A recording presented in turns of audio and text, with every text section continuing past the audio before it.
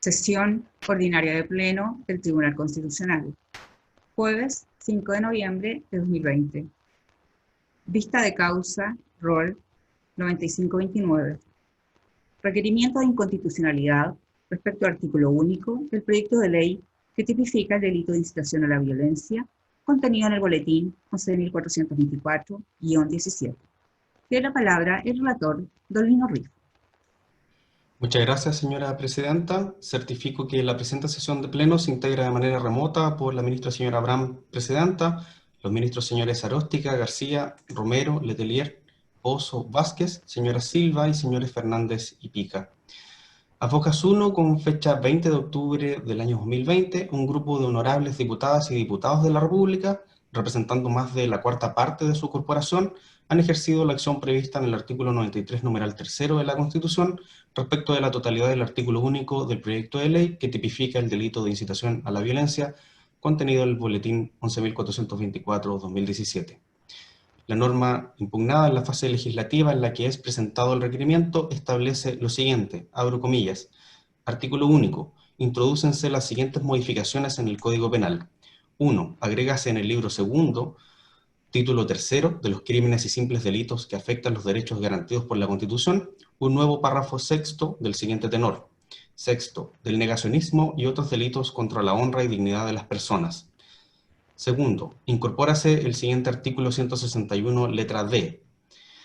el que a través de cualquier medio justificare, aprobare o negare las violaciones a los derechos humanos cometidas por agentes del Estado durante la dictadura cívico-militar ocurrida en Chile entre el 11 de septiembre de 1973 y el 11 de marzo de 1990, consignadas en el informe de la Comisión Nacional de Verdad y Reconciliación, en el informe de la Corporación Nacional de Reparación y Conciliación, en el informe de la Comisión de Prisión Política y Tortura, y en el informe de la Comisión Asesora para la Calificación de Detenidos Desaparecidos, Ejecutados Políticos y Víctimas de Prisión Política y Tortura, sin perjuicio de los posteriores informes que sean reconocidos por el Estado sobre la materia, siempre que dichos actos perturben el orden público o bien impidan, obstruyan o restrinjan de forma ilegítima el ejercicio de un derecho por parte de él o los ofendidos, serán castigados con la pena de presidio menor en su grado medio y multa de 40 a 60 unidades tributarias mensuales. La pena corporal asignada al inciso anterior se aumentará en un grado y las multas se impondrán en su grado máximo cuando la conducta la hubiera realizado un funcionario público en el ejercicio de sus funciones o con ocasión de su cargo y sufrirá la pena de inhabilitación absoluta temporal en su grado mínimo para cargos y oficios públicos. Cierro comillas.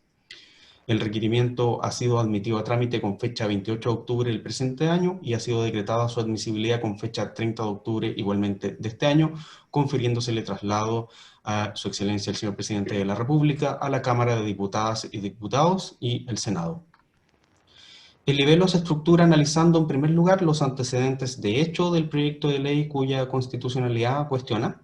Para tales efectos refiere que con fecha 4 de septiembre del año 2017, el Gobierno de Chile, a través de un mensaje presidencial suscrito por la entonces presidenta señora Michelle Bachelet Jeria y los entonces ministros y ministras de Secretaría General de la Presidencia, señor Gabriel de la Fuente Acuña, de Secretaría General de Gobierno, señora Paula Narváez Ojeda, y de Justicia y Derechos Humanos, señor Jaime Campo Quiroga, ingresó a tramitación en la Cámara de Diputados el proyecto de ley que tipifica el delito de incitación a la violencia contenido en el boletín 11.424-2017, cuyo propósito era sancionar penalmente a quienes inciten públicamente a la violencia física en contra de un grupo de personas o de un miembro de tal grupo basado en la raza, origen nacional o étnico, sexo, orientación sexual, identidad de género, religión o creencias de la víctima.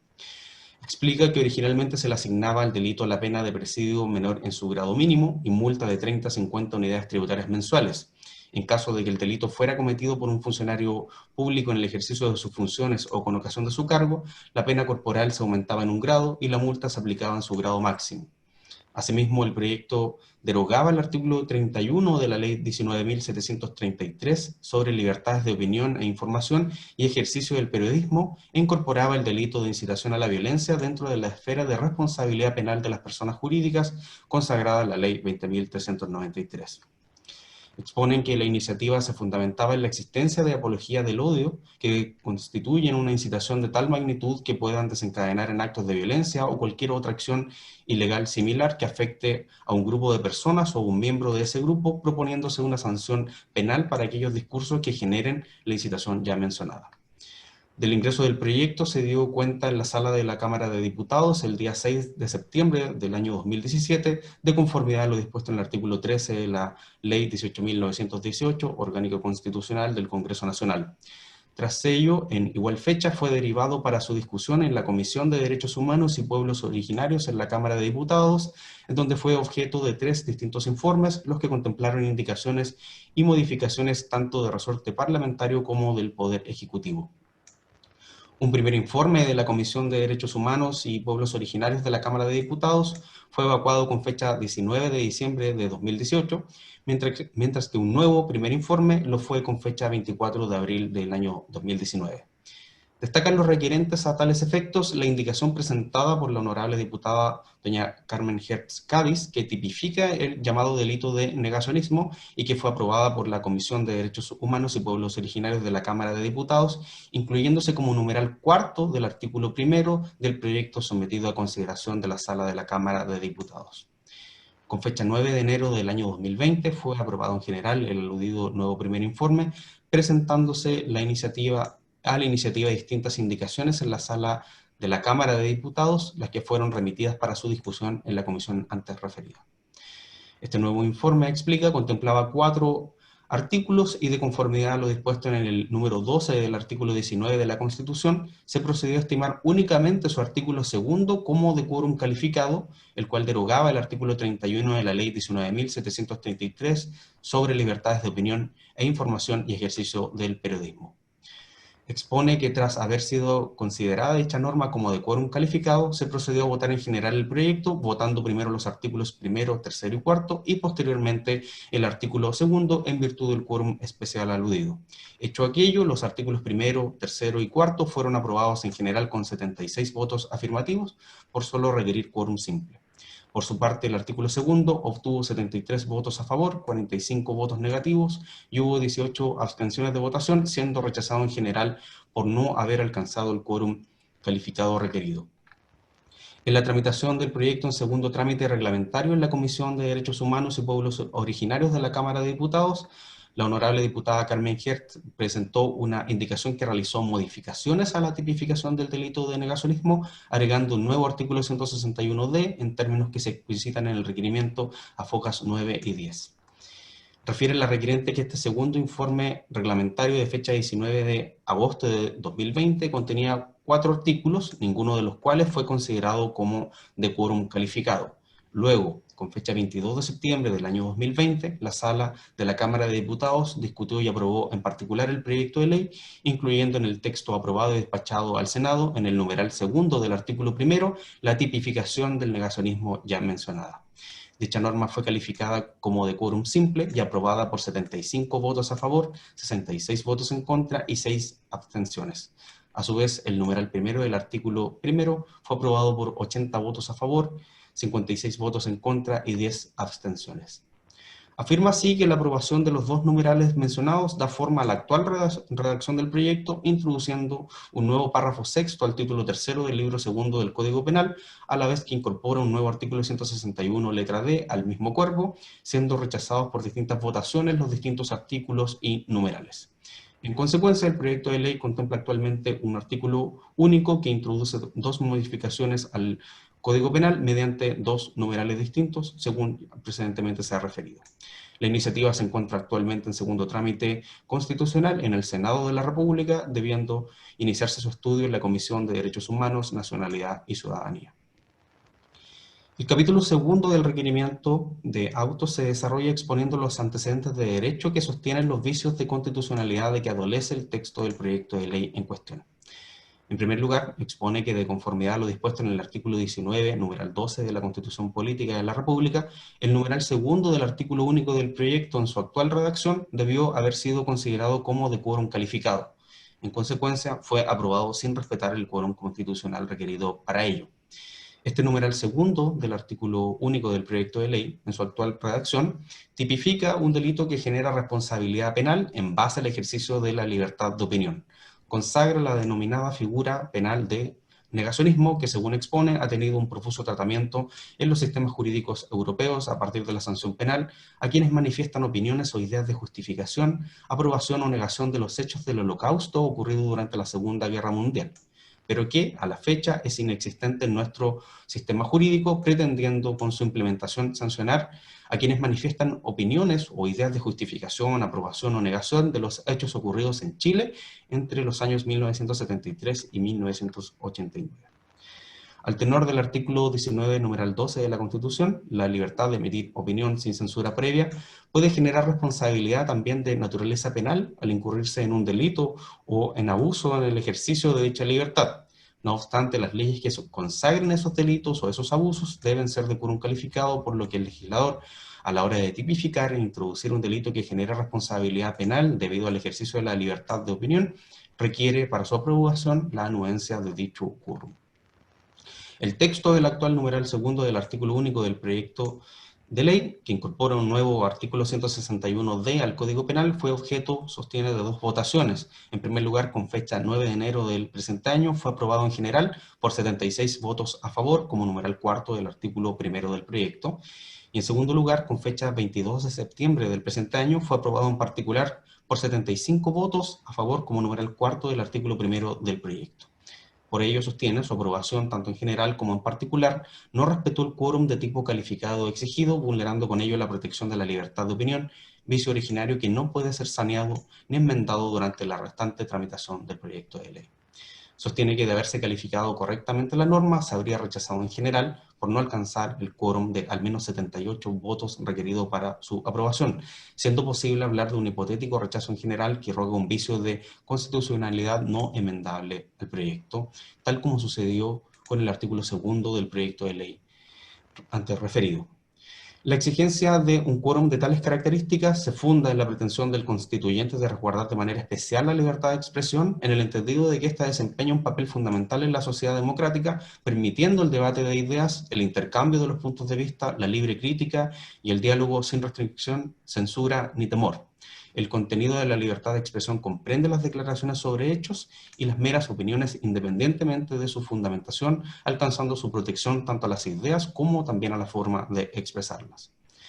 Afirma adicionalmente que la aprobación del actual numeral segundo del artículo único del proyecto contradice la práctica legislativa sostenida y consistente en establecer delitos cometidos en ejercicio de la libertad de expresión por el quórum exigido en el numeral 12 del artículo 19 de la Constitución. Expone que ejemplo de ello son los 5 delitos tipificados en la aprobación de la Ley 19.733 sobre libertad de expresión, información y ejercicio del periodismo, o denominada Ley de Prensa, los cuales cumplieron con el quórum exigido en el artículo 19, numeral 12 ya referido. Refiere como otro ejemplo la tramitación del actual proyecto de ley contenido en el boletín 8049-2017, el cual presenta a juicio de los requirentes casi idéntica finalidad de ideas matrices con el proyecto comentado y se titula "Sanciona con cárcel a quienes justifiquen, nieguen o minimicen los delitos de lesa humanidad cometidos en Chile", habiendo sido calificado como normativa de quórum calificado, tal como da cuenta el informe de la Comisión de Constitución, Justicia y Reglamento de la Cámara de Diputados, que se elaboró a ese respecto, lo que fue practicado tras una solicitud de consideración de dicho quórum elevada por determinados diputados, ya que en el informe de la Comisión de Derechos Humanos y Pueblos Originarios, el artículo único de ese proyecto no se habría calificado de tal manera. En segundo lugar, sostiene que el numeral segundo del artículo único del proyecto de ley, en su actual redacción, fue aprobado en base a una indicación parlamentaria que no guarda relación con las ideas matrices del proyecto original y que en consecuencia debería haber sido declarada como inadmisible. De conformidad al mensaje que tipifica el delito de incitación a la violencia, el fundamento y las ideas matrices del proyecto consisten en sancionar penalmente aquellos discursos que, conforme a la terminología del Pacto Internacional de Derechos Civiles y Políticos y la Convención Americana de Derechos Humanos, consistan en una apología del odio que constituyan una incitación de tal magnitud capaz de desencadenar actos de violencia o cualquier otra acción ilegal similar que afecte a un grupo de personas o un miembro de ese grupo en base a lo dispuesto tanto en los pactos internacionales de derechos humanos como en nuestro ordenamiento jurídico interno. No obstante lo anterior, el proyecto de ley fue objeto de múltiples indicaciones que vulneraron la obligación constitucional de respeto por las ideas matrices o fundamentales del proyecto, toda vez que se refieren al delito de negacionismo, el cual no formaba parte de los fundamentos del mensaje presidencial. En efecto, la tipificación del denominado delito de negacionismo proviene de una indicación presentada por la honorable diputada Carmen Gerd-Caditz del Partido Comunista, que al tenor del artículo 69 de la Carta Fundamental y del artículo 24, letra A de la Ley 18.918, Orgánica Constitucional del Congreso Nacional, debió haberse declarado inadmisible por la propia Comisión de Derechos Humanos y Pueblos Originarios de la Cámara de Diputados. En tercer lugar, sostiene que el proyecto de ley, en su actual redacción, vulnera la garantía reconocida a todas las personas en el número 12 del artículo 19 de la Constitución Política. Afirma que no cabe duda alguna de que la libertad de opinión admite límites legítimos, en especial cuando de su abuso se derivan atentados graves contra la honra, vida privada y dignidad de las personas. Sin embargo, dichos límites deben ser proporcionales a la conducta sancionada y resguardar siempre la no afectación del derecho en su esencia de conformidad a lo dispuesto en el artículo 19, numeral 26 de la Constitución. Estos criterios son recogidos, sostiene, por los tratados internacionales de derechos humanos vigentes y ratificados por Chile. La Convención Americana de Derechos Humanos así lo establece en su artículo 13 y en términos similares, el Pacto Internacional de Derechos Civiles y Políticos lo señala en su artículo 19. Tanto la Comisión como la Corte Interamericana de Derechos Humanos han desarrollado una línea jurisprudencial sobre los requisitos que deben cumplir las limitaciones a la libertad de expresión en concordancia con el artículo 13 de la Convención antes referida.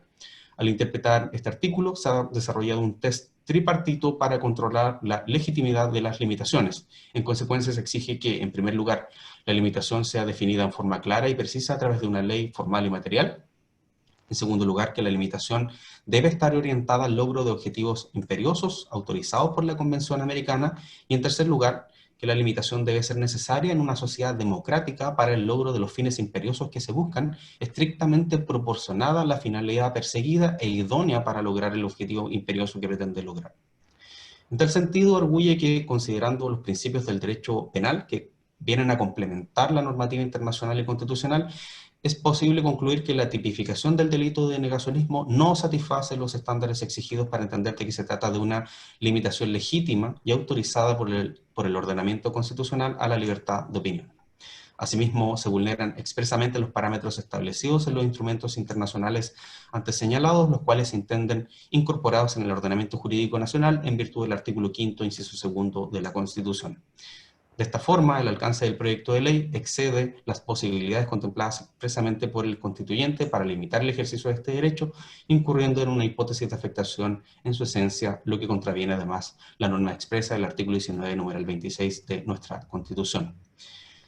En cuarto lugar, señala que el proyecto de ley, en su actual redacción, vulnera la garantía reconocida a todas las personas en el artículo 19, numeral 2 de la Constitución. Este numeral 2 del artículo 1 del proyecto de ley antes referido, que tipifica la figura del negacionismo, vulnera el artículo 19, numeral 2 de la Constitución, por cuanto se circunscribe el tipo penal a hechos acaecidos en un periodo de tiempo determinado, como son las violaciones de derechos humanos cometidas en Chile por agentes del Estado entre el 11 de septiembre de 1973 y el 11 de marzo de 1990, lo que incumple con un presupuesto básico de nuestro ordenamiento jurídico, como es la igualdad ante la ley, además de establecer una discriminación arbitraria en relación a quienes aprueben, justifiquen o nieguen otras violaciones a los derechos humanos no comprendidas en este tipo penal, pues aquellas no podrán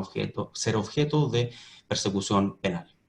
Afirma que sin perjuicio de que la tipificación del delito denominado de negacionismo es cuestionable desde la sola perspectiva de la libertad de opinión, resulta de relevancia dar cuenta de que una norma que sanciona este tipo de conductas no puede establecer diferencias arbitrarias, si lo que se busca resguardar es la honra, derechos humanos e integridad psíquica de quienes han sido víctimas de violaciones a los derechos humanos, no se puede establecer una diferencia caprichosa fundada en la intención de establecer una suerte de verdad histórica. Así concebido, sostiene, la ley debiese otorgar igual protección respecto de toda aprobación, justificación, negación de una violación de los derechos humanos, independientemente del lugar y del periodo en que haya sucedido.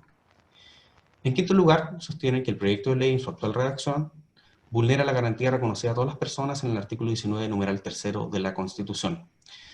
Señala que en el caso del proyecto de ley no se cumple del todo con los requisitos de tipicidad y taxatividad exigidos, por cuanto los verbos rectores que emplea este precepto penal admiten una laxitud importante en su interpretación. En consecuencia, el tipo penal que se sanciona no cuenta con los caracteres necesarios de exactitud para dar por entendido que se satisface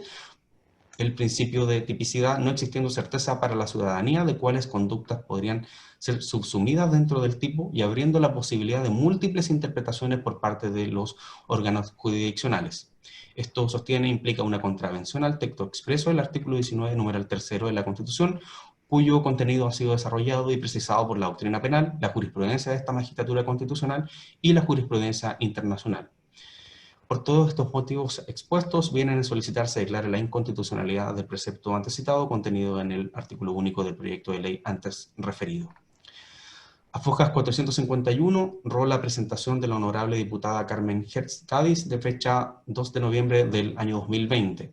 Contextualiza en dicho escrito las razones para legislar sobre el delito denominado de negacionismo en razón de crear una herramienta que permita combatir la negación de la existencia de delitos que, de acuerdo al derecho internacional de los derechos humanos, constituyen crímenes de lesa humanidad. Es decir, aquellos que atentan no solo contra la vida e integridad personal de las víctimas, sino contra la condición humana misma. Sostiene que a nivel mundial uno de los principales instrumentos que se han utilizado con la finalidad de combatir el denominado negacionismo ha sido la penalización de las conductas asociadas a la exaltación, justificación, negación o minimización de ciertos tipos de crímenes. La pretensión, sostiene, ha sido dar una respuesta a la expansión de los fenómenos negacionistas y garantizar un ejercicio responsable de la memoria como un modo de evitar que un acontecimiento límite o una situación transgresora de la vida social se vuelva a repetir en el futuro. Expone que respecto a legislación comparada, los países que han vivido graves y sistemáticas violaciones a los derechos humanos, al igual que Chile, siguiendo recomendaciones emanadas de las Naciones Unidas, sancionan la apología al odio y la negación de crímenes de lesa humanidad, contemplando penas mucho mayores que las establecidas en el proyecto actual.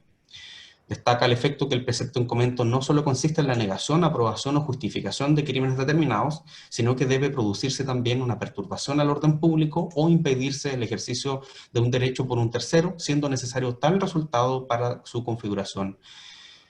Asevera que no existe colisión en la especie con la libertad de expresión, pues aquella está sometida a restricciones y responsabilidades, debiendo proceder a estas por ley y resultar necesarias para asegurar el respeto a los derechos o reputación de los demás, la protección de la seguridad nacional, el orden público, la salud o la moral pública.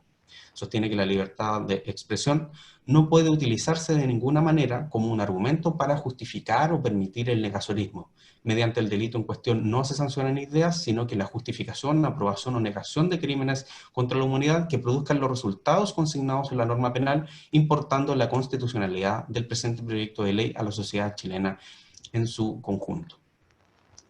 A fojas 463, con fecha 3 de noviembre del año 2020, se decretó como medida para mejor resolver oficiar a la Honorable Cámara de Diputadas y Diputados a efectos de que se sirviera remitir certificación de las votaciones recaídas en la tramitación legislativa del proyecto de ley que tipifica el delito de incitación a la violencia, tanto en su votación general como particular, indicando los quórums constitucionales que fueron exigidos según cada caso. Asimismo, se solicitó se certificara cuál era el quórum calificado específico los días de la votación, tanto en general como en particular, del referido proyecto de ley, de conformidad al artículo 7º de la Ley Orgánica Constitucional del Congreso Nacional. Rola a fojas 477, informe evacuado por el señor Miguel Landeros Perkich, secretario general de la Cámara de Diputados,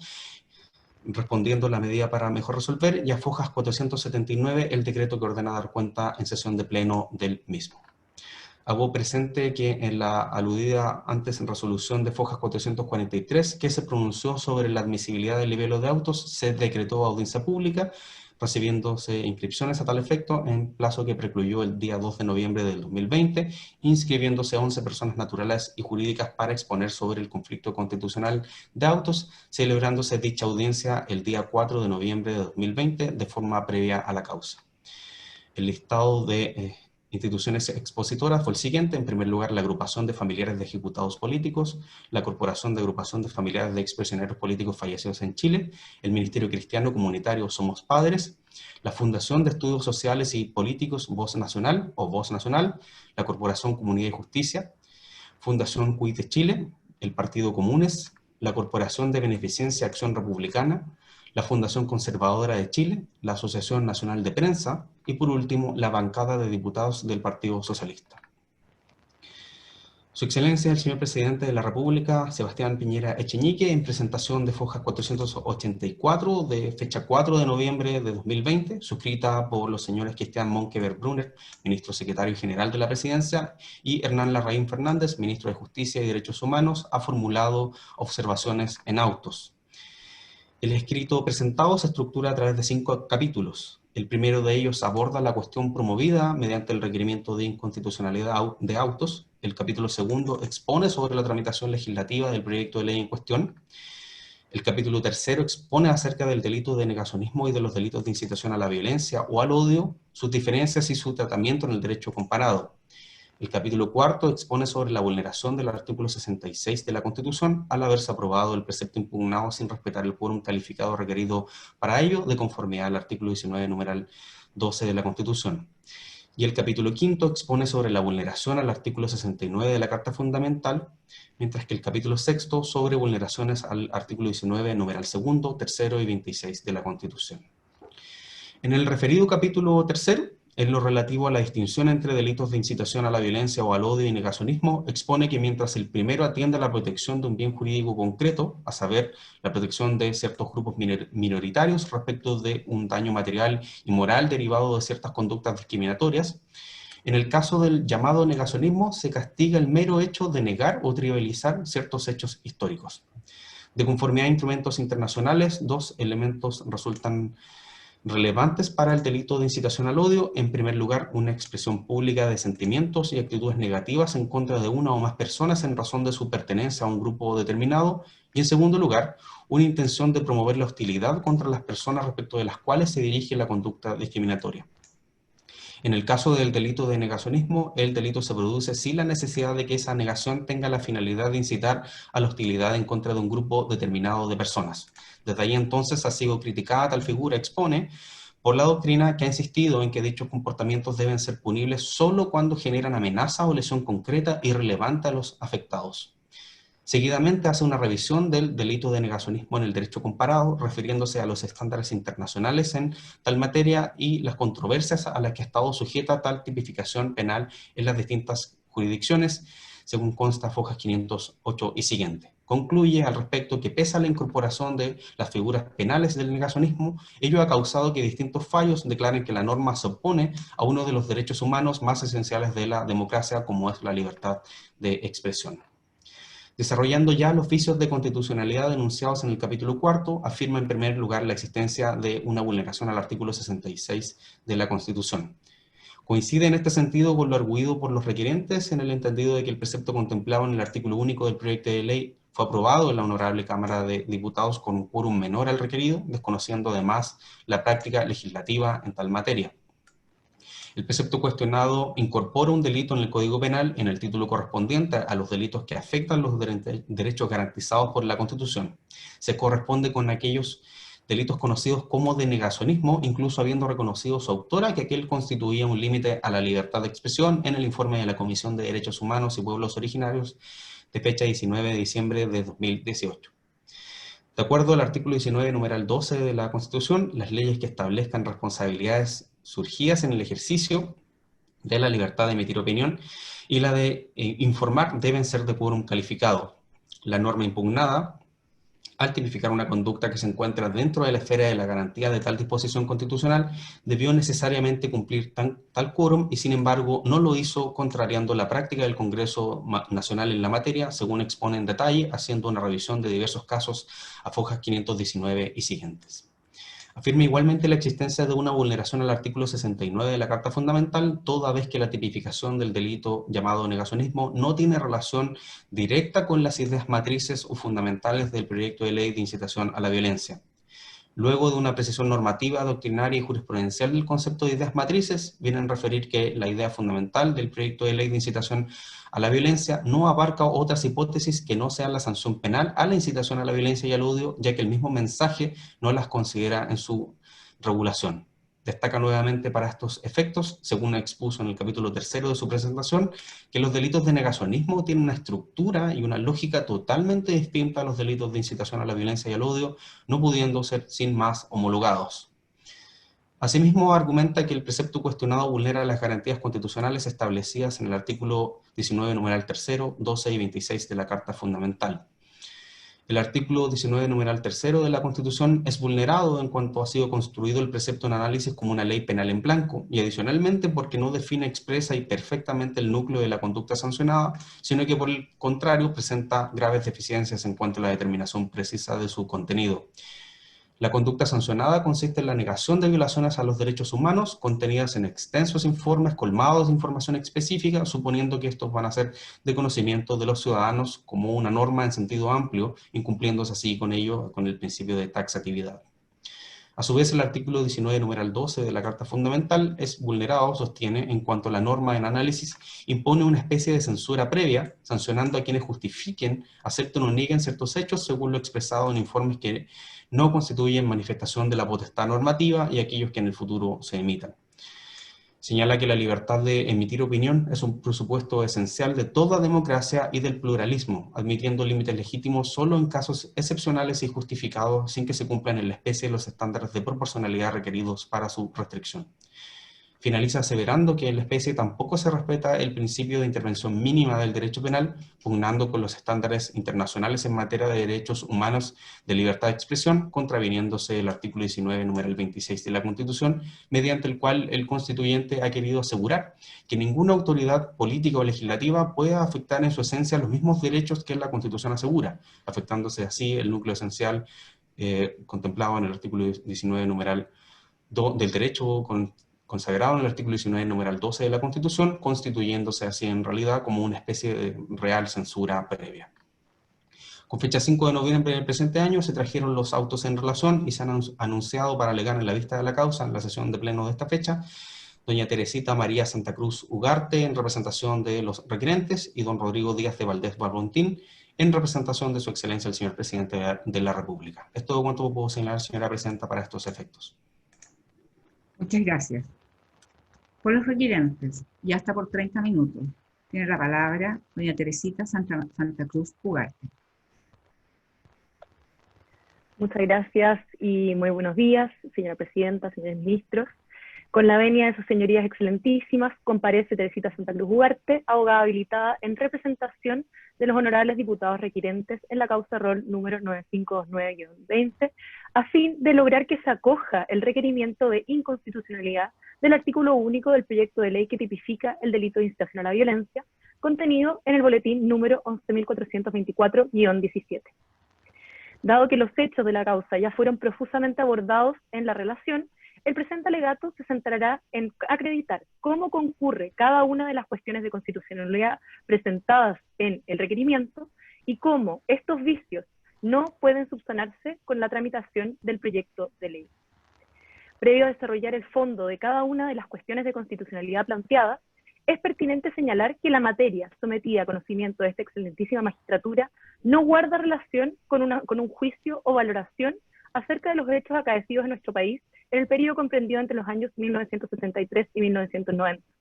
El asunto que hoy se debate es si el texto actual del proyecto de ley se ajusta o no al texto constitucional vigente.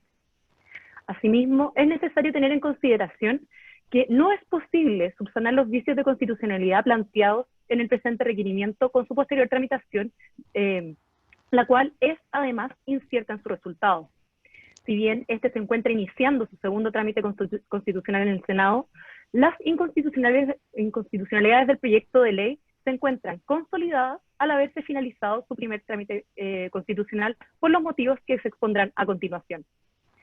En primer lugar, cabe hacer presente que el principio de supremacía constitucional consagrado en el artículo 6 de la Carta Fundamental obliga a todos los órganos del Estado a someter su acción a la Constitución y a las normas dictadas conforme a ella.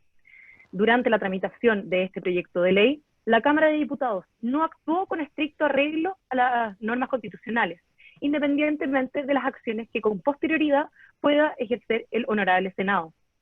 Reafirmar la presunta constitucionalidad del proyecto de ley implicaría validar entonces este actuar de la Cámara de Diputados, admitiendo que algún vicio que se produzca durante el primer trámite constitucional de un proyecto podría siempre subsanarse con posterioridad, quitando validez a las normas constitucionales que rigen durante el primer trámite constitucional.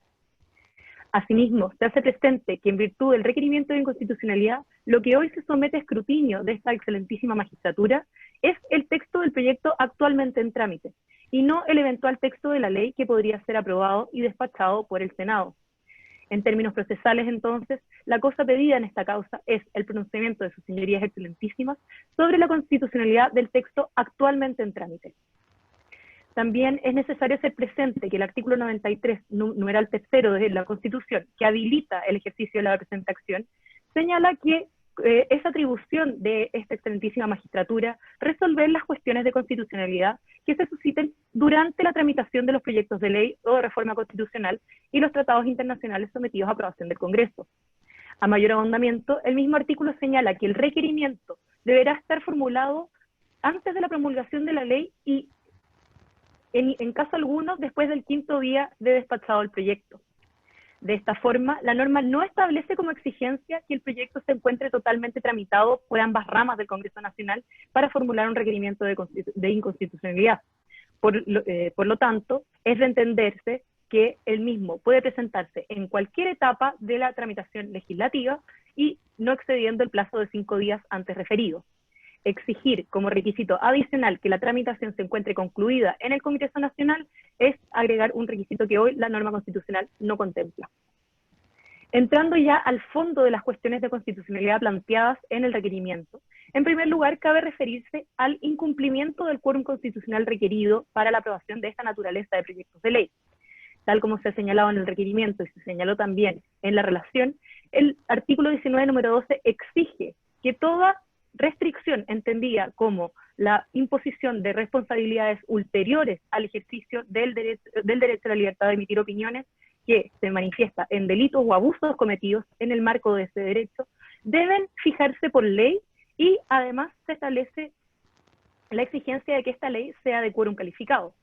En concordancia con esto, el artículo 66 bien señala que este quórum requiere del voto favorable de la mayoría de los diputados y senadores en ejercicio.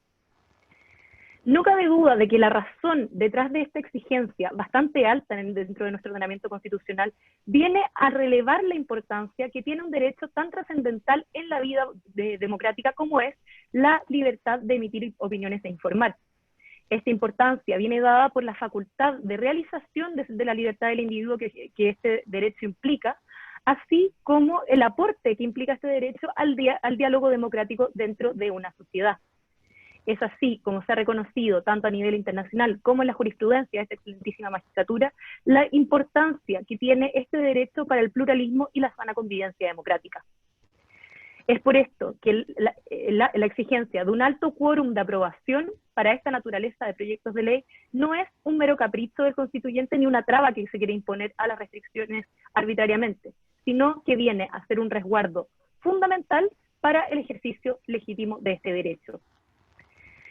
En primer término, en el análisis de este apartado, cabe señalar que el proyecto de ley efectivamente cumple con la hipótesis establecida en el artículo 19, número 12, por cuanto los verbos rectores que se utilizan en la tipificación del delito de negacionismo son aprobar, negar o justificar. Estos tres verbos rectores llevan consigo, en su propia definición, la emisión de un juicio de valor sobre un determinado hecho o circunstancia,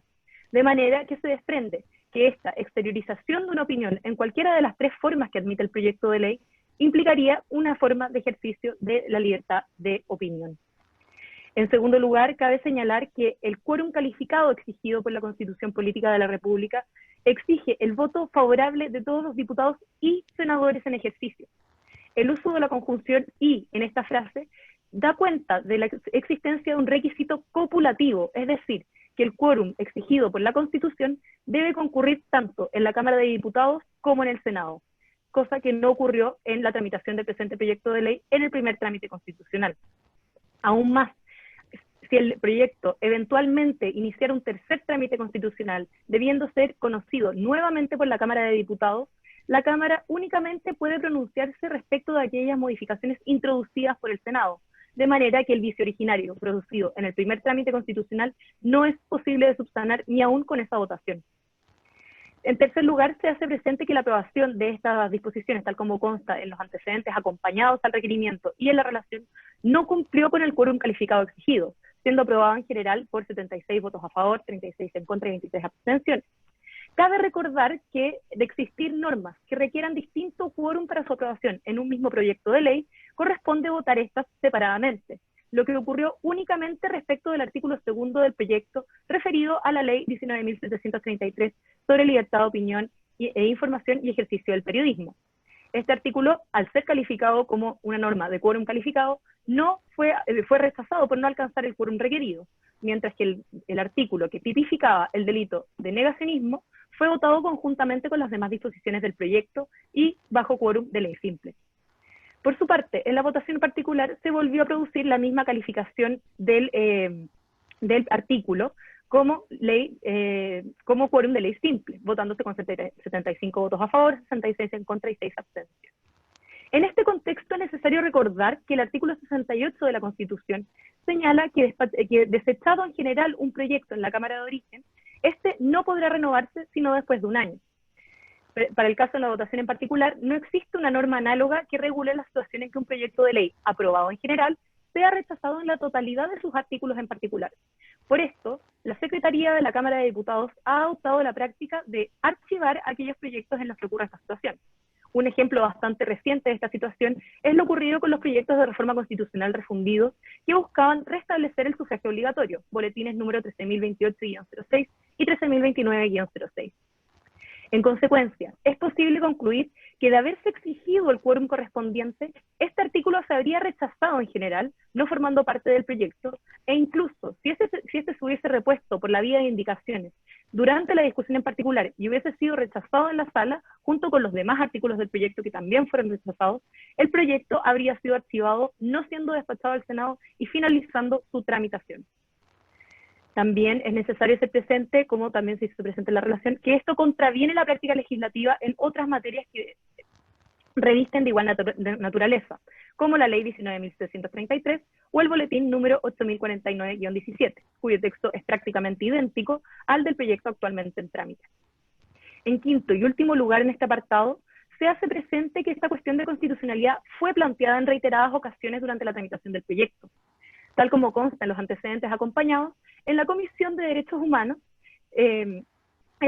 honorario diputado Gustavo Sangüesa, en ese entonces integrante de la comisión y hoy requirente en el presente requerimiento de inconstitucionalidad, hizo presente que esta norma requería de quórum calificado, independiente de que esto no afecte la votación en las comisiones en que las decisiones se adoptan por mayoría.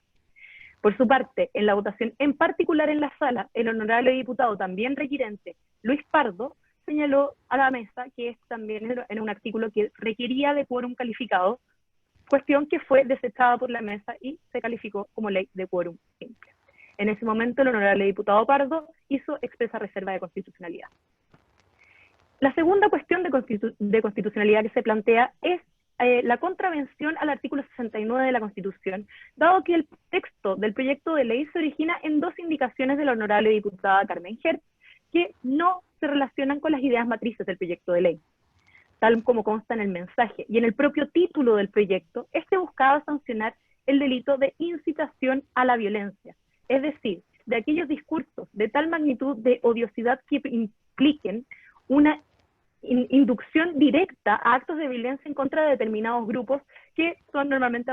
categorías adoptadas de los tratados internacionales. El objeto del delito de negacionismo difiere completamente del objeto del delito de incitación a la violencia, por lo cual estas indicaciones debiesen haber sido declaradas inadmisibles durante la tramitación del proyecto de ley por contravención expresa de lo dispuesto en el artículo 69. Como tercera cuestión de constitucionalidad, se planteó que el proyecto de ley vulnera el derecho garantizado en el artículo 19, número 12, es decir, la libertad de emitir opiniones e informar sin censura previa. La Constitución es tajante al prohibir toda forma de censura previa, es decir, cualquier forma de control que inhiba o prohíba incluso la exteriorización de una opinión o creencia.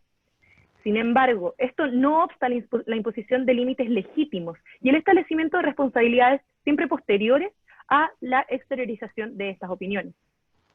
Tal como se señaló con anterioridad, estas deben ser consagradas en una ley de quórum calificado. El objeto de análisis de este apartado guarda relación con la legitimidad de los límites que se pueden establecer al ejercicio de este derecho, ya que si bien el artículo 19, número 12, no establece un listado exhaustivo de cuáles son los requisitos que debe cumplir esta limitación, sino que se limita únicamente a señalar la exigencia de una ley de quórum calificado, esto se puede relacionar íntimamente con el numeral 26 del mismo artículo, que prohíbe la afectación por la vía legislativa de la esencia de los derechos fundamentales, o aquellas normas que impidan su libre ejercicio. En el caso sometido al conocimiento de esta excelentísima magistratura, los artículos deben estudiarse en conjunto además con las normas internacionales referidas a la materia. Así, ya se ha hecho referencia a los artículos 13 de la Convención Americana de Derechos Humanos y al artículo 19 del Pacto Internacional de Derechos Civiles y Políticos, los que señalan que las responsabilidades ulteriores que se puedan fijar en el ejercicio de la libertad de emitir opiniones deben ser expresamente fijadas por ley y ser estrictamente necesarias para asegurar el respeto a los derechos o la reputación de los demás, o la protección de la seguridad, el orden público o la salud o la moral pública. Tomando en consideración estas normas, ya se hizo referencia en la relación al test tripartito que se ha implementado jurisprudencialmente por la Corte y la Comisión Interamericana de Derechos Humanos, las que dan cuenta de una exigencia de necesariedad imperiosa de estas limitaciones para resguardar los bienes jurídicos que se buscan. Tanto el Comité de Derechos Humanos de Naciones Unidas como el Relator Especial de Naciones Unidas para la Promoción y Protección del Derecho de la Libertad de Expresión se han manifestado, producto de esta normativa y de estos principios, en contra de las leyes de negacionismo, por cuanto incumplen con estos estándares y son contrarias al Pacto Internacional de Derechos Civiles y Políticos, el cual impone obligaciones a los Estados partes de promoción y respeto de las libertades de opinión y expresión. Así, señala el Relator Especial de Naciones Unidas que el pacto no autoriza las prohibiciones penales de la expresión de opiniones erróneas o interpretaciones incorrectas de acontecimientos pasados.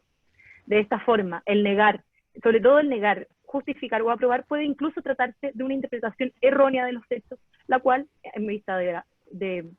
la Organización de las Naciones Unidas, no puede ser sancionada penalmente.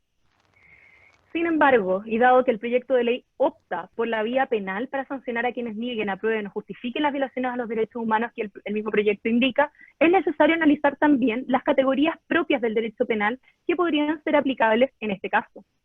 Así, en primer término, es necesario referirse a uno de los elementos materiales del delito que son fundamentales al analizar la justificación de la intervención punitiva del Estado, que es el bien jurídico protegido. El destacado penalista alemán Klaus Roxin se refiere profusamente a los bienes jurídicos protegidos y ha elaborado un trabajo exhaustivo en el que analiza distintas normas comúnmente incorporadas al ordenamiento jurídico que, si bien buscan proteger ciertos bienes valiosos, no cumplen con los estándares necesarios para ser considerados un bien jurídico protegido en materia penal. Así ejemplifica las leyes destinadas a proteger los sentimientos de la población, procurando mantener alejados de ella los sentimientos de desagrado que puedan existir, salvo que se trate de un sentimiento de amenaza inminente a la integridad del individuo. Y también se refiere específicamente a una categoría denominada por el mismo autor como leyes simbólicas, es decir, aquellas que buscan la autoconstatación de ciertos grupos políticos o cosmovisiones mediante la afirmación de determinados valores o la horrorificación de ciertas actitudes que se tienen por negativas. En esta categoría, Roxin enmarca las leyes de negacionismo, especialmente las leyes alemanas, que buscan sancionar con cárcel a quienes nieguen los crímenes de lesa humanidad cometidos por el régimen nacional socialista, señalando que este tipo de leyes, en este caso de las leyes alemanas, presentan a Alemania como un estado de suma decencia, que no encubre ni calla los crímenes del régimen nazi y que hoy encarna una sociedad tolerante, pacífica y respetuosa de las minorías. Si bien estos son valores importantes para un Estado de Derecho y para una sociedad democrática, el derecho penal no es indispensable para resguardar estos bienes y por ende no es el mecanismo adecuado para resguardarlos. Otro aspecto del derecho penal que también se considera es el carácter subsidiario de la intervención punitiva del Estado, siendo este de última ratio. Es decir, cuando existan otras herramientas para resguardar el mismo bien jurídico, se debe optar por estas por considerarse que son menos lesivas para bienes jurídicos importantísimos, como es la libertad personal, que se vería coartada por una imposición de una sanción de una pena corporal, o también la libertad de expresión, como lo es en este caso. Así, nuestro ordenamiento jurídico contempla un amplio abanico de alternativas con las que puede contar una persona para hacer valer sus derechos ante un discurso intolerante como lo sería un discurso negacionista. Por ejemplo, encontramos la acción constitucional de protección en caso de la vulneración del derecho a la honra, por ejemplo, o de la integridad psíquica. También encontramos los delitos tipificados en la ley 19.733 antes referida, las sanciones que puede imponer el Consejo Nacional de Televisión a los canales de televisión en caso de transmitir contenidos que no sean apropiados, también una acción civil de indemnización de perjuicios por daño moral, en fin. Encontramos una serie de acciones menos lesivas para los derechos fundamentales que pueden ser aplicables en este caso y que implicarían que existen alternativas anteriores a la intervención penal. De esta forma, considerando los estándares internacionales, los estándares constitucionales y los estándares propios del derecho penal, es posible concluir que el proyecto de ley establece una sanción excesiva que limita el libre ejercicio del derecho a la libertad de expresión y por ende no se ajusta al estándar constitucional exigido. Como cuarta cuestión de constitucionalidad, se señala que el proyecto de ley establece una hipótesis de discriminación arbitraria. Bien se ha señalado que el texto del proyecto acota el ámbito de aplicación del mismo únicamente a las violaciones de los derechos humanos cometidas por agentes del Estado en Chile entre los años 1973 y 1990. Si bien estas violaciones a los derechos humanos constituyen atrocidades, estas constituyen una atrocidad como cualquier otra violación a los derechos humanos cometida ya sea en Chile o en otro país, ya sea en ese mismo periodo u en otro periodo, pero que afecten a los habitantes de la República. En este sentido es importante tener en consideración los caracteres de generalidad y abstracción que debe cumplir la ley para entenderse que ésta no establece diferencias con respecto a determinados grupos. Así se consagra la garantía constitucional de la igualdad en la ley. Es decir, que el texto legal propiamente tal no establezca distinciones que carecen de fundamento y sean aplicables a todos los habitantes de la República a los cuales está destinado. Si bien la tipificación de los delitos de negacionismo es cuestionable, si es que, de todas formas, el legislador decide optar por esta vía, no puede establecer este tipo de distinciones, ya que implicaría necesariamente llegar a la conclusión de que ciertas violaciones a los derechos humanos son más graves que otras y merecen de una mayor protección que otras, constituyendo una discriminación arbitraria con respecto a las víctimas de estas violaciones. Como quinta y última cuestión de constitucionalidad que se ha planteado, se refiere a las faltas del debido proceso al no cumplirse los presupuestos necesarios para cumplir la tipicidad en materia penal. De esta forma, dentro de las múltiples garantías que consagra el artículo 19, número 3, en el marco del debido proceso y la igual protección de los derechos, se señala que la ley penal, o sea, que las conductas penalmente sancionadas deben necesariamente estar contempladas en una ley expresamente. Recordamos que la historia fidedigna de esta disposición señalaba en la Comisión de Estudios de la nueva Constitución que esta debía estar expresa y completamente consagrada en la ley, pero esta nomenclatura fue después modificada por la Junta de Gobierno. Sin embargo, al considerarse el requisito de que esté expresamente contemplada, se exige que la conducta punible esté definida en su núcleo esencial en la norma penal. Y consideramos que la forma en que están planteados los verbos justificar, aprobar y negar en el tipo penal no cumplen con estos estándares. Para dar ciertos ejemplos, el verbo justificar admite varias acepciones. En términos coloquiales, se puede entender justificar como que existe una razón posterior o una consecuencia de un hecho que lo hace menos malo o bueno incluso. Pero también justificar, según la Real Academia Española, se puede entender como probar algo con razones, documentos o testigos. En este marco se podría encontrar incluso la investigación histórica o periodística de buena fe de ciertos hechos ocurridos y consignados en los informes que el mismo proyecto de ley establece.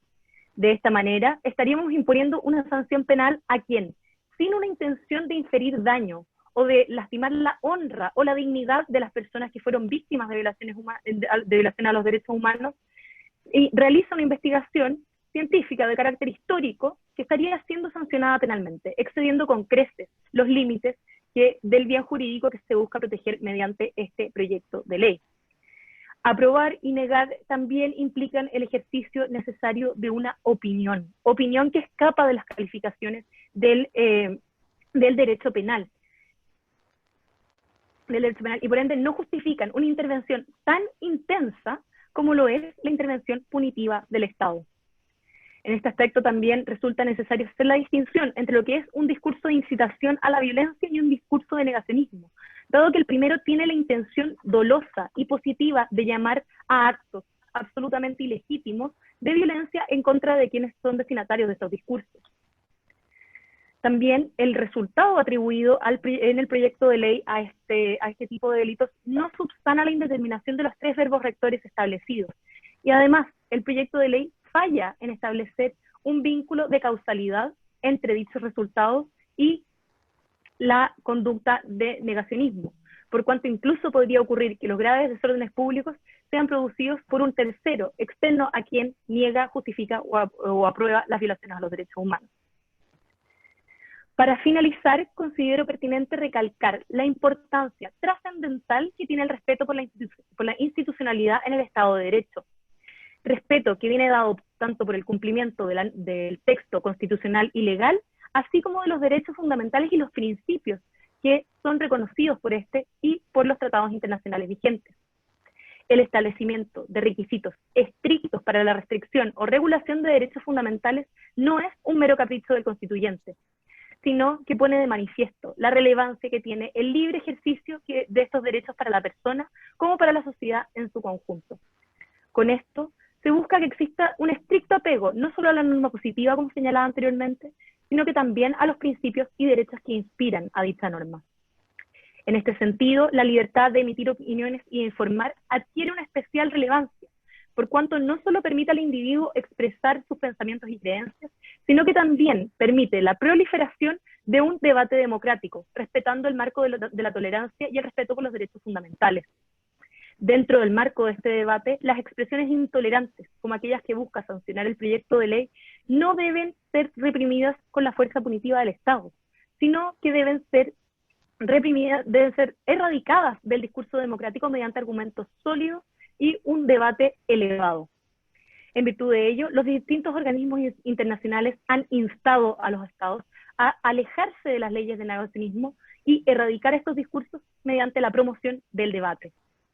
Asimismo, es indispensable recalcar la importancia de que cualquier restricción a la libertad de expresión, independiente de que ésta sea penal o no, debe ser consagrada en términos claros y unívocos, impidiendo así una discrecionalidad tan amplia que podría constituirse incluso en una forma de censura disimulada, dado que la persona se encuentra inhibida de expresar su opinión o incluso realizar una investigación de buena fe por el temor a una sanción penal. Se ha reiterado en diversas instancias que el proyecto de ley no se ajusta a lo establecido tanto por nuestra Constitución como por los tratados internacionales vigentes y ratificados por nuestro país, por cuanto no cumple con las normas de tramitación legislativa exigidas y vulnera abiertamente los derechos fundamentales ya señalados. Finalmente, quisiera enfatizar que estos vicios no son subsanables por la posterior tramitación del proyecto de ley y se encuentran consolidados al haber finalizado su primer trámite constitucional en virtud de los motivos anteriormente expuestos. Es por ello que, en cumplimiento de la Constitución y haciendo uso de las facultades que esta misma confiere a los honorables diputados requirentes, que a este excelentísimo tribunal respetuosamente pido que se acoja el presente requerimiento de inconstitucionalidad y por ende se declare la inconstitucionalidad del proyecto de ley que tipifica el delito de incitación a la violencia contenido en el boletín número 11.424-17 por infracción a las normas constitucionales contenidas en el artículo 19, numeral 2, 3 y 12 y los artículos 66 y 69 de la Constitución Política de la República. Es todo cuanto puedo alegar por hoy ante este excelentísimo tribunal. Muchas gracias. Gracias a usted. Por su excelencia el presidente de la República y hasta por 30 minutos tiene la palabra don Rodrigo Díaz de Valdés. Con la venia de su señoría excelentísima, vengo en alegar en representación de su excelencia el presidente de la República, solicitando expresamente que el requerimiento presentado por un grupo parlamentario sea acogido. Como cuestión previa y preliminar, y antes de entrar a los vicios de constitucionalidad de fondo y forma que presenta el proyecto de ley, quisiera hacer una clara distinción entre los delitos de incitación al odio y la violencia, que está contenido en el mensaje presidencial que da lugar al proyecto de ley, y el delito de negacionismo, que fue materia de la indicación presentada por la honorable diputada Carmen Gers. Lo anterior porque he visto en la audiencia pública cierta confusión en conceptos que son importantes en la discusión constitucional que estamos planteando. Pues bien, en primer lugar, el delito de incitación al odio o a la violencia ha sido definido como una limitación a la libertad de expresión, destinada a prohibir ciertas expresiones que inciten a la discriminación, a la hostilidad o a la violencia en contra de una o más personas que pertenecen a un grupo determinado. Se caracteriza este tipo penal concretamente por dos elementos relevantes. Primero, por una expresión pública de sentimientos y actitudes negativas respecto de una o más personas pertenecientes a un grupo. Y en segundo lugar, por la intención de promover la hostilidad contra personas respecto de quienes se dirige una conducta propiamente discriminatoria. Como hemos dicho, el bien jurídico protegido aquí es, sin duda, el respeto a las minorías respecto de eventuales daños materiales o morales que deriven de conductas discriminatorias y que les permita vivir en paz y tranquilidad. Algunos señalan, y a mi juicio con razón, que este tipo penal relativo a la incitación al odio y a la violencia encuentra sus fundamentos en los artículos 20.2 del Pacto Internacional de Derechos Civiles y Políticos, así como también en el artículo 13.5 de la Convención Americana de Derechos Humanos. Ambas disposiciones prohíben con claridad toda apología al odio nacional, racial o religioso que constituya en el fondo una incitación a la discriminación, a la hostilidad o a la violencia. Por su parte, su señoría excelentísima, el delito de negacionismo comprende un tipo penal que prohíbe aquellas manifestaciones mediante las cuales se niegan, se justifican determinados hechos históricos. Por regla general, crímenes graves como el genocidio, crímenes de lesa humanidad, entre otros. La diferencia de este tipo penal con el delito de incitación al odio o a la violencia es que este delito se consuma por el solo hecho de que se nieguen o justifiquen aquellos hechos históricos, sin ninguna necesidad de que esa negación tenga por finalidad incitar a la hostilidad, al odio o a la violencia. Repito, sin ninguna necesidad que esta negación tenga por finalidad incitar la hostilidad o la violencia contra determinado grupo de personas. La existencia de este tipo penal en algunos países, con matices muy diferentes al precepto impugnado, ha dado lugar a una vasta jurisprudencia internacional, de cortes constitucionales, así como también de tribunales internacionales en materia de derechos humanos. Quisiera referirme a título ilustrativo a algunos de estos pronunciamientos porque creo que pueden ser muy ilustrativos para este excelentísimo tribunal. El primero dice relación no propiamente a una sentencia, sino que a una resolución del Comité de Derechos Humanos de Naciones Unidas de noviembre del año 1996. Aquí el Comité de Derechos Humanos se pronunció sobre el tipo penal de negacionismo en la ley francesa, denominada Ley Caillot. Si bien este comité declaró la conformidad del tipo penal al Pacto Internacional de Derechos Civiles y Políticos, teniendo en consideración el caso concreto, porque había una incitación directa al odio contra grupos judíos, es importante recalcar que varios miembros de este comité hicieron precisiones muy importantes, manifestando su profunda preocupación por el riesgo que suscitan este tipo de leyes que prohíben el negacionismo. Señaló que presenta graves deficiencias, que atentan contra la libertad de expresión, que eran desproporcionadas, que afectaban la investigación científica de buena fe y que directamente podían constituir una violación del Pacto Internacional de Derechos Civiles y Políticos. Incluso más, recomiendan sustituir este tipo penal por una legislación específica que prohíba actos concretos antisemitas. El segundo fallo, muy importante, de la Corte Constitucional francesa,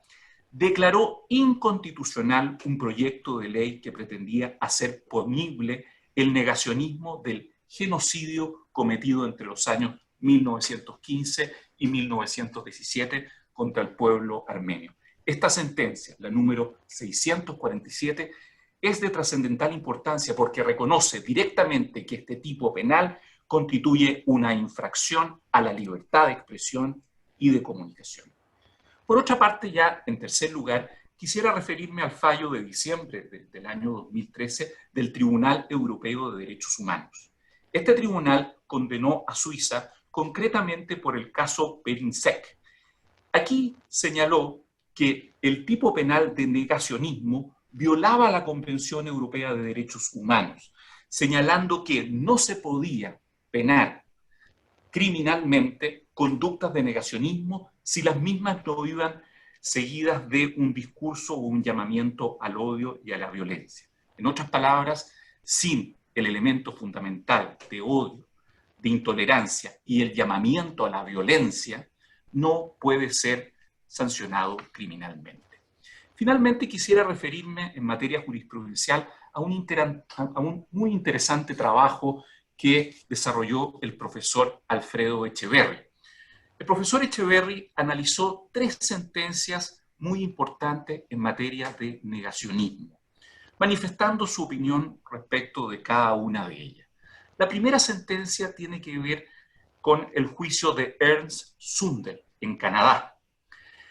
Aquí el Tribunal Supremo de Canadá decidió que el tipo penal que sancionaba el negacionismo era expresamente contrario a la libertad de expresión reconocida en la Carta Canadiense de Derechos Fundamentales del año 1982, por cuanto este tipo penal no podía ser considerado como un límite razonable a una sociedad libre y democrática.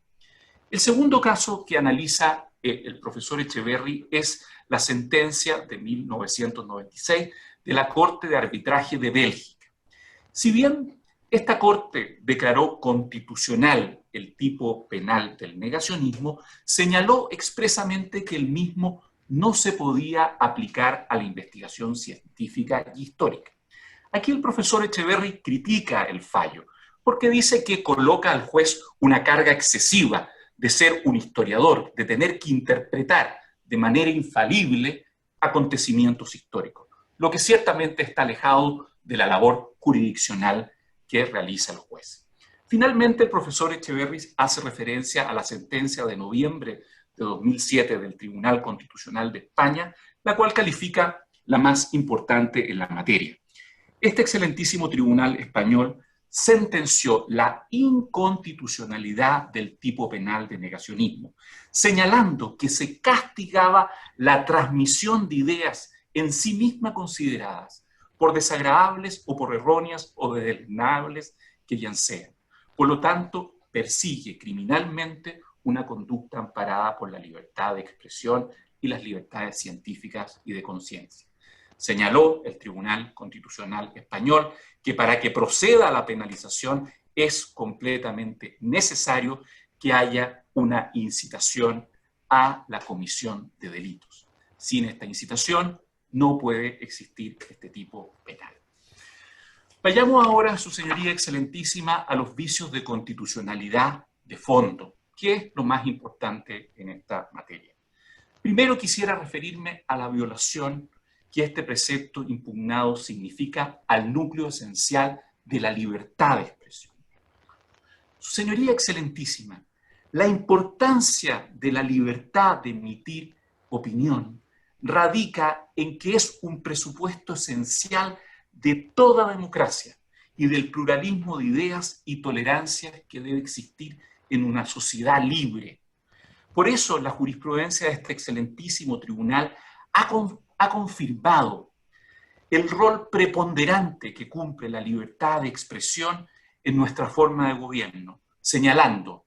abro paréntesis, que desempeña un papel fundamental en la sociedad democrática. ¿Por qué? Porque permite el debate de ideas, el intercambio de puntos de vista, la libre crítica, la investigación científica, el debate especulativo, la creación artística el diálogo sin restricciones, sin censura, sin temor, entre otras expresiones. Su Señoría Excelentísima, la libertad de expresión no es una innovación de la actual Constitución. Es parte fundamental de nuestra tradición republicana. Por eso se contempla tempranamente en el Reglamento Constitucional de 1812, se contempla en la Constitución de 1823, en la Ley del 14 de febrero de 1827,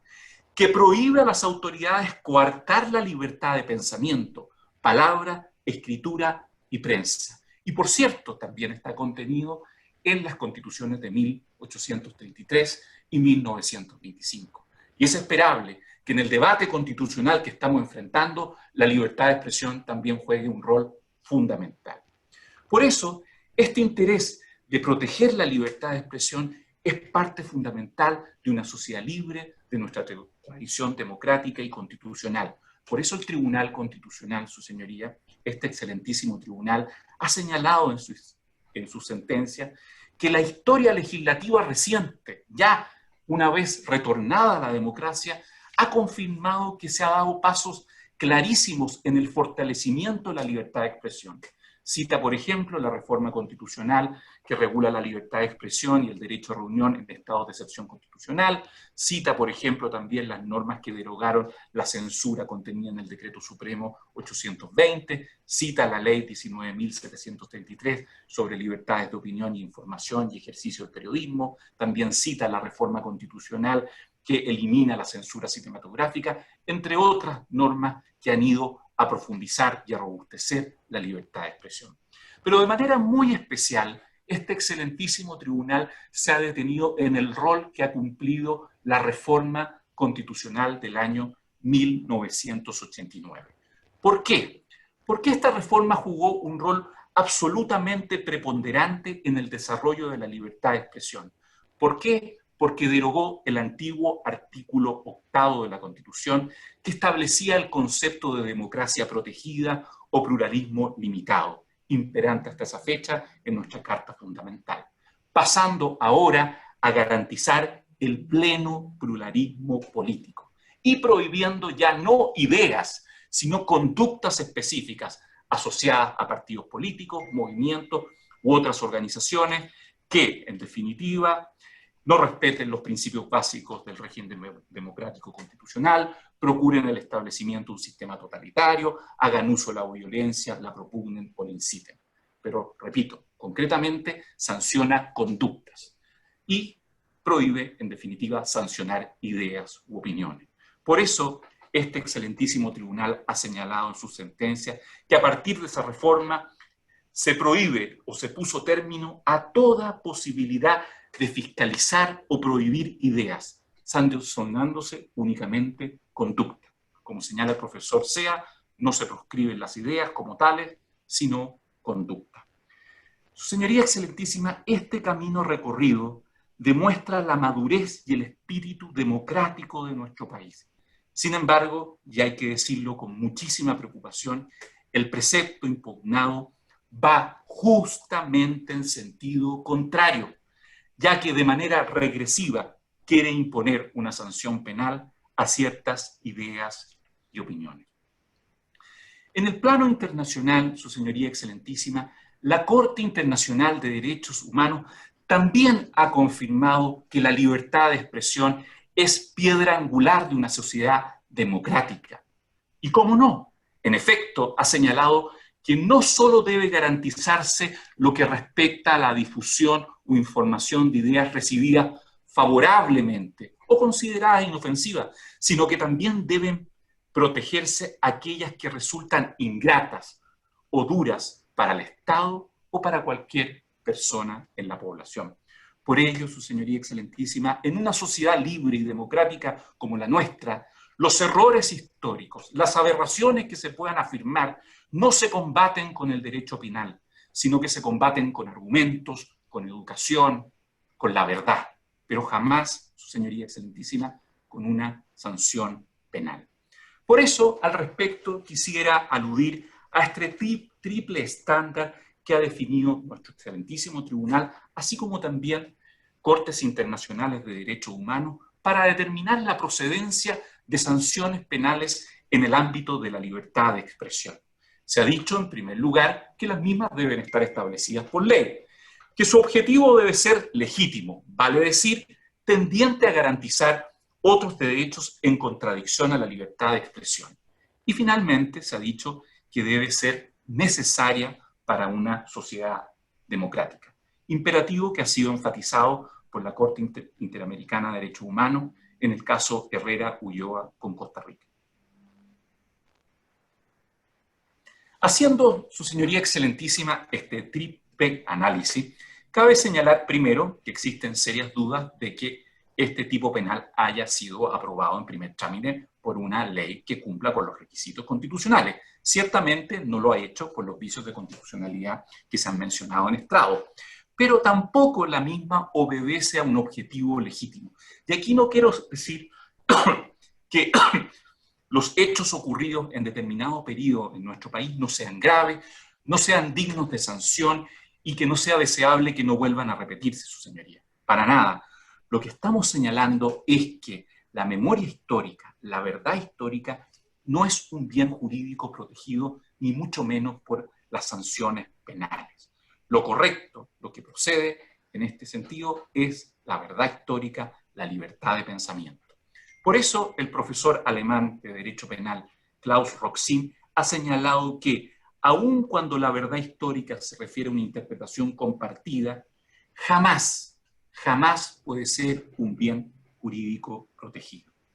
Y finalmente, en este triple análisis, su señoría excelentísima, cabe señalar que evidentemente un precepto legal de este tipo no es necesario en una sociedad democrática. Todo lo contrario, es perverso y desaconsejable en una sociedad libre. ¿Por qué? Porque, su señoría, la verdad en democracia no se impone por la fuerza, no se impone condenando penalmente a quien la niegue. Si eso se hace, la verdad se transforma en ideología, que es propia de un Estado totalitario y no un Estado democrático constitucional como el nuestro. Por eso, su señoría, la verdad debe ser necesariamente el resultado de la libertad, jamás el miedo a una represión penal. Por esta razón, como dice Fronza, nadie puede ser perseguido penalmente por lo que es, por lo que dice o lo que piensa, sino que solo por lo que hace. Un sistema penal democrático considera al destinatario de una norma como un ciudadano y jamás como un enemigo, reconociéndole siempre el ámbito de su autonomía completamente inaccesible para el campo penal. En efecto, no es función, su señoría excelentísima, del derecho penal producir o reproducir ciertas versiones de la historia o hechos históricos. Jamás ha sido ese el objetivo o bien jurídico que persigue el derecho penal. Por eso, en este aspecto, quiero cerrar con la conclusión del profesor Echeverry respecto al análisis de este tipo penal del negacionismo. El profesor Echeverry señala que todo indica que por razones técnicas, políticas, constitucionales y filosóficas, el camino no es la punibilidad para combatir una mentira histórica. Al final, es esperable que la verdad siempre se imponga, pero la sanción penal no es el camino. Pues bien, su señoría, queriendo avanzar en este análisis, hemos tratado a continuación de hacer un juicio o test de ponderación, aplicando los principios que este tribunal ha aplicado en otros conflictos de derecho, básicamente en un test de idoneidad o examen de adaptación, un test de necesidad o de intervención mínima y de proporcionalidad propiamente tal. A primera vista uno puede ver que la sanción a quienes aprueben, justifiquen o nieguen ciertos hechos históricos puede parecer idónea para el respeto de las víctimas, como se dijo ayer en la audiencia pública, ¿no es cierto? Sin embargo, nunca puede ser el bien jurídico protegido la verdad histórica, porque no es un bien jurídico en sí mismo. Pero supongamos que lo que se pretende aquí es un fin legítimo tendiente a respetar a las víctimas. Si así fuese, debemos analizar si este precepto legal es necesario, corresponde a la intervención mínima, si es proporcional en sentido estricto. Pues bien, su señoría excelentísima, sin temor a equivocarnos, ciertamente este precepto legal no es necesario. Este tipo penal no es necesario. Reiteramos la idea central de nuestra exposición, en el sentido que la verdad se impone por los hechos. Y en la práctica, la historia reciente de nuestro país ha demostrado una crítica generalizada a lo que ocurrió en el periodo en cuestión. Tampoco cumple con el criterio de intervención mínima, su señoría. La sanción penal jamás puede ser considerada una intervención mínima, ni menos aún hablando del ejercicio legítimo de derechos constitucionales. Por lo tanto, por sí misma, la sanción penal es completamente improcedente. Y luego, desde un punto de vista de la proporcionalidad en sentido estricto, es necesario ver el perjuicio que se produce al condenado con una sanción privativa de libertad versus el beneficio que se logra con este tipo penal respecto de imponer una verdad histórica o un respeto a las víctimas. Sin duda que la privación de libertad es completamente excesiva e desproporcionada atendido el bien jurídico que se pretende proteger. En otras palabras, su señoría, evidentemente un tipo penal como este se constituye en un tipo de censura previa. ¿Por qué? Porque la autocensura es completamente loable en el ejercicio de la libertad de expresión cuando la misma obedece a la prudencia, a la razonabilidad, etc. Pero cuando la autocensura proviene del miedo, del temor de ser sancionado por un tipo penal completamente impreciso, que vulnera la libertad de expresión y que además establece penas severas, más altas que cualquier otro delito contra la honra y la dignidad de las personas, evidentemente genera una contracción y una autocensura que es ilegítima y que cae dentro del concepto de la prohibición de la censura previa. Asimismo, queremos hacer presente que al analizar el proyecto de ley tenemos que tener en cuenta, nuevamente, que regula una sanción penal y, por tanto,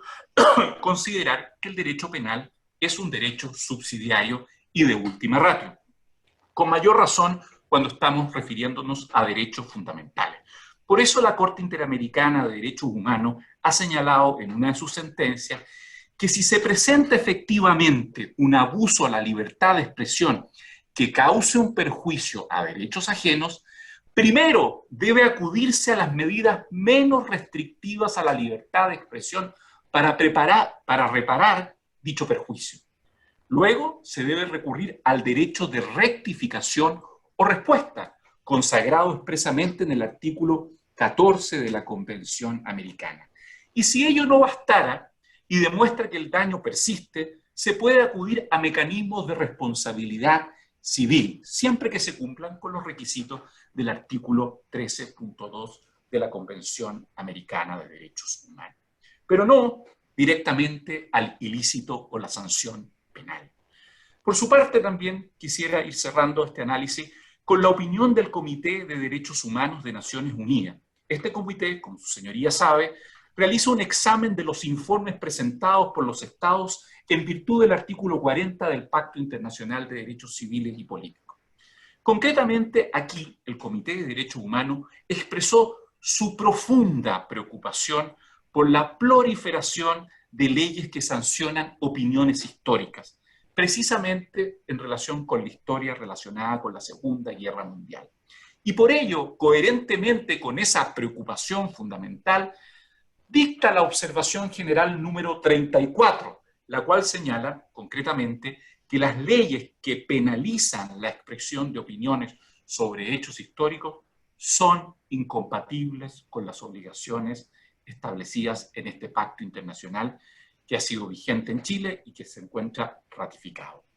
Finalmente, hay dos instituciones que en materia de derechos humanos merecen nuestro respeto y que han tenido una opinión muy importante respecto de este proyecto de ley. Si bien no participaron en las audiencias públicas, sí manifestaron directamente su opinión. Me refiero a Human Rights Watch y al Instituto Nacional de Derechos Humanos. Human Rights Watch dijo específicamente en relación con este proyecto de ley que las restricciones que establecía no resultan ni necesarias ni proporcionales para el logro de estos objetivos. Y durante el proceso de tramitación de la ley, el Instituto Nacional de Derechos Humanos ha confirmado que, antes de criminalizar el contenido, se debe agotar otros medios de regulación, tales como los programas de educación, la posibilidad de imponer demandas civiles u otro tipo de sanciones, siendo la sanción penal siempre de última ratio. Siguiendo ahora con otro vicio de constitucionalidad de fondo, su señoría excelentísima, quisiera aludir a la violación a los principios constitucionales contenidos en el artículo 19, número 3 de nuestra Carta Fundamental, en relación con la tipicidad estricta de un tipo penal, como también el principio de taxatividad. ¿Qué es lo que sucede, su señoría? Analizado el precepto legal en cuestión, que es un proyecto de ley, no se puede decir del mismo que contempla una descripción completa de la conducta que sanciona, sino que puede decirse que la misma se complementa a partir de lo señalado en determinados informes. Pues bien, esto no puede ser considerado, su señoría excelentísima, como una ley penal en blanco propia.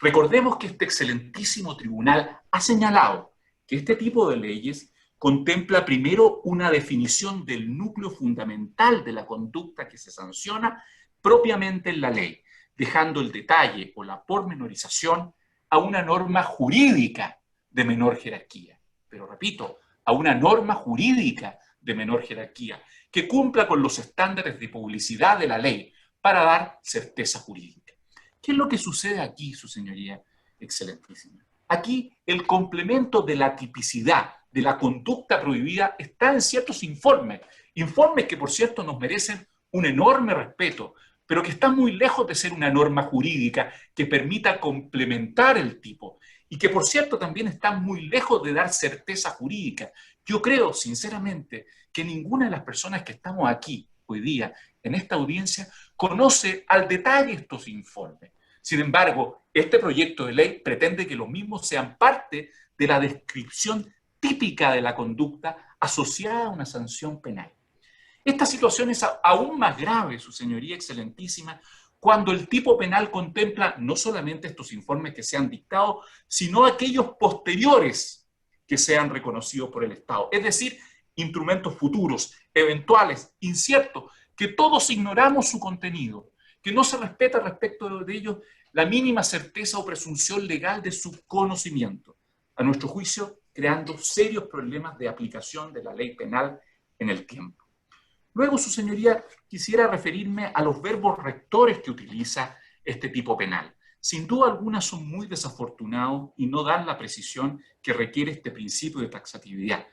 Al efecto solamente quiero citar lo que el abogado de los diputados del Partido Socialista señaló, en donde indicó que la redacción es polémica, deficiente, por lo tanto no corresponde ahondar en lo mismo porque es bastante evidente la falta de precisión de estos verbos rectores.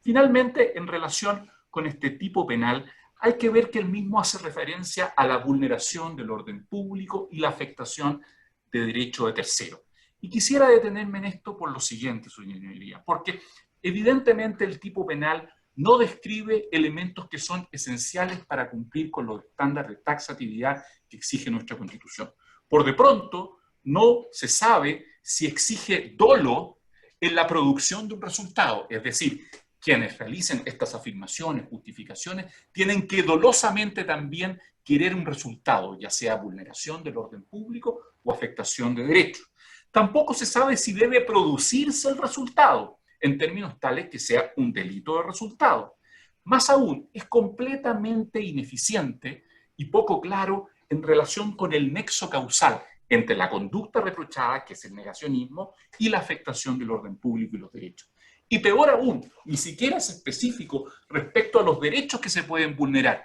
pudiendo incluso llegar a derechos de muy poca monta o de muy poca importancia en el ámbito del derecho constitucional. Todo esto, su señoría excelentísima, en un contexto que estamos estableciendo un delito que ha sido aprobado en primer trámite constitucional, que establece la mayor pena corporal de todos los delitos contra el honor, que tendrá la segunda multa más alta que tiene cualquier delito contra el honor y la dignidad de las personas, solo superado por aquel tipo penal contemplado en la ley 19.733 respecto de aquellos cometidos a través de medios de comunicación. Ni siquiera distingue el tipo penal si existe alguna gravedad o no por el medio a través del cual se produce esta afectación. Por lo tanto, no existe ninguna claridad si esto puede ser dado en una reunión privada, en una reunión pública, en un medio de comunicación social, en un programa de televisión, se ignora. También tiene acción penal pública, su señoría excelentísima, lo que no ocurre en los delitos contra el honor y la dignidad de la persona. Por lo tanto, precisamente puede ser iniciado por el Ministerio Público o por cualquier persona. Evidentemente, su señoría, aquí este precepto legal no cumple para nada respecto de la densidad normativa que la Constitución exige a este tipo penal, afectando evidentemente tanto el derecho contenido en el artículo 19, numeral 3 y numeral 12, la esencia del derecho y por lo tanto constituyendo una infracción al principio de certeza jurídica. Solo para terminar, queremos establecer que el gobierno también está de acuerdo en que este proyecto de ley contiene vicios de constitucionalidad de forma. Concretamente, en virtud del mandato constitucional del artículo 19, número 12, la tipificación de delitos o abusos asociados al ejercicio de la libertad de expresión deben ser aprobados por leyes de quórum calificado, quórum que no se cumplió en el primer trámite constitucional. Y también el gobierno estima que este proyecto de ley tiene otro vicio de constitucionalidad de forma asociado a la infracción del artículo 69 de la Constitución, por cuanto nace de una indicación de la honorable diputada Gers que no tiene relación con las ideas matrices y fundamentales del proyecto. En consideración a lo anterior, su señoría excelentísima, y en representación de su excelencia, el presidente de la República, solicitamos a este honorable tribunal que acoja el requerimiento parlamentario presentado en autos. Gracias. Señora ministra, señores ministros, ¿tienen preguntas a la señora, al señor abogado?